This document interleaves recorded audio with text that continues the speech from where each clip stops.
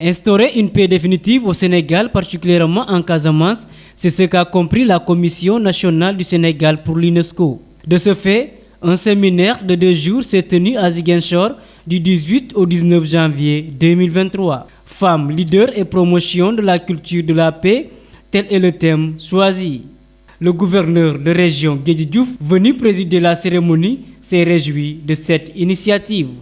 On a procédé à l'ouverture d'un séminaire de formation, de partage et d'échange sur les bonnes pratiques destiné aux femmes leaders pour la promotion de la paix. C'est un thème assez intéressant au regard de la situation sécuritaire de la région. C'est le moment de partager les expériences qu'on a connues au niveau de la région, de la part des femmes leaders, à travers leurs organisations.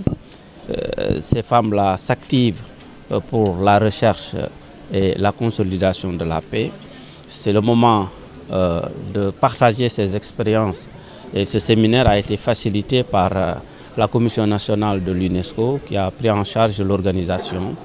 Et ça permettra également de renforcer les capacités des femmes qui s'activent autour de la paix pour qu'elles puissent continuer le travail de recherche et de consolidation de la paix. Vous le notez tous, au niveau de la région de Ziguinchor, nous connaissons un début d'instauration de la paix.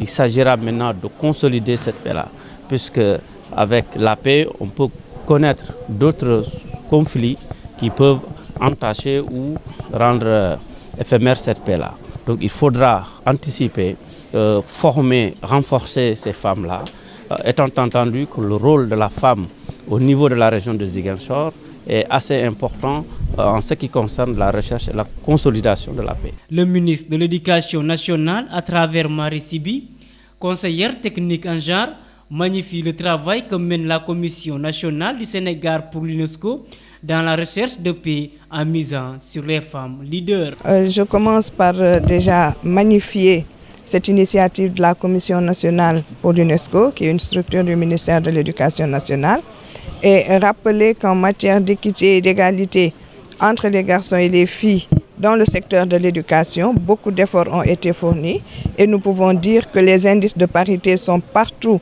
en faveur des filles, ce qui veut dire qu'il y a un travail à faire pour que nos garçons reviennent dans les structures scolaires. Malgré cela, par rapport à ce qui nous réunit, je pense que le ministère a un rôle important à jouer compte tenu des premières interventions d'abord, mais aussi des perspectives 2023 relatives à la promotion de l'éducation aux valeurs dans le secteur de l'éducation. Comme nous le savons tous, je pense que la meilleure vectrice de valeurs, c'est l'éducation. C'est à partir de l'école qu'on peut former, forger et formater nos enfants pour en faire demain des citoyens et citoyennes, mais artisans de la paix. Et nous nous réjouissons de voir que c'est le leadership des femmes qui est aujourd'hui sollicité pour l'instauration d'une paix définitive dans notre pays, mais en général.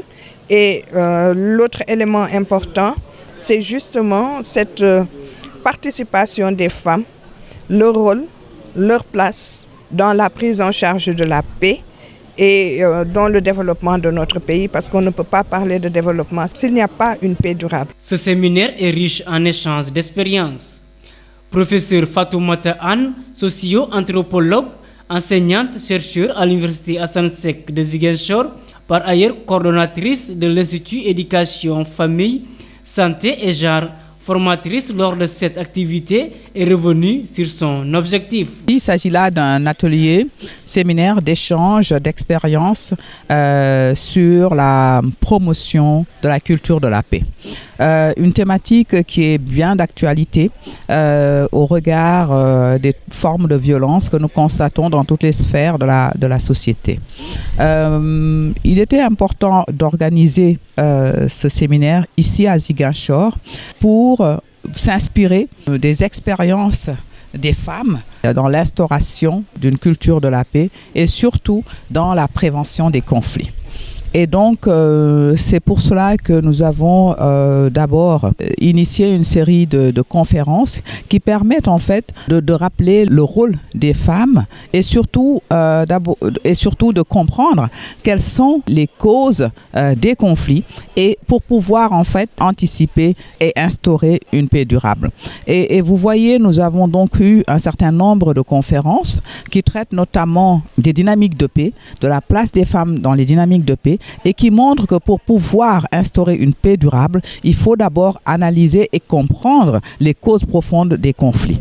Ensuite, vous voyez, la situation de la Casamance fait que nous sommes dans ce que nous appelons un espace transfrontalier, un territoire où il était important de comprendre quel était le rôle des femmes dans la circulation, dans les mobilités, les déplacements que créent les contextes de conflit, surtout la manière dont finalement les conflits nous permettent de repenser les rôles sociaux. Parce que finalement, c'est dans cet espace transfrontalier que les femmes vont se mouvoir à la recherche de la paix, mais aussi dans les processus de réinstallation de leur famille. Elles vont en éclaireur chercher des espaces les plus sécurisés pour leur famille et s'y installer. Nous avons pu aussi mettre en avant les ressources insoupçonnées des femmes quand il s'agit justement de penser la paix, mais aussi de penser à la réinstallation. Et donc ça, ce sont des choses que nous devons documenter. Mais en plus de cela, il est important de repartir de l'historiographie. Parce que pour comprendre les mécanismes traditionnels de résolution des conflits, il faut comprendre comment et organiser la société. Et donc, on a eu donc une conférence sur les formes d'organisation sociale et surtout les rapports imbriqués entre politique et religieux dans la royauté d'Oussouye pour voir comment, à partir de ces formes d'organisation, on peut interroger le sens symbolique du pouvoir et ensuite construire une paix durable à partir de cela. Cette conférence a été suivie donc d'échanges d'expérience où justement les femmes ont témoigné et sont revenues sur la nécessité de comprendre les ressorts de la société pour construire la paix.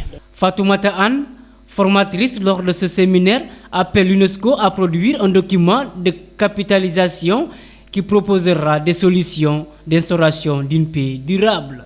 Cette initiative, elle est importante, elle est salutaire, elle est venue à son heure et surtout, elle ne devrait pas s'arrêter là. Nous nous attendons à ce qu'au sortir de cet atelier, que l'on puisse continuer à travailler, à vulgariser en fait les modèles qui ont été échangés ici, c'est-à-dire les expériences concluantes et réussies de gestion des conflits et d'instauration de la culture de la paix. Mais il est important, et ça, je pense que c'est l'un des rôles de l'UNESCO, c'est de voir aussi comment intégrer des figures du pouvoir dans les curricula de l'éducation et de l'enseignement. Effectivement, les femmes sont très outillées. Elles l'étaient déjà du fait de leur expérience. Aujourd'hui, il s'agit là d'un renforcement théorique qu'on leur a apporté. Aujourd'hui, il est important que les expériences de ces femmes puissent être capitalisées et je pense que le rôle de l'UNESCO, c'est de pouvoir produire un document de capitalisation qui proposera plutôt des solutions d'instauration d'une paix durable, autrement qu'à Casamance, mais partout où il y a des conflits, parce que malheureusement, les conflits modernes nous guettent et donc il est important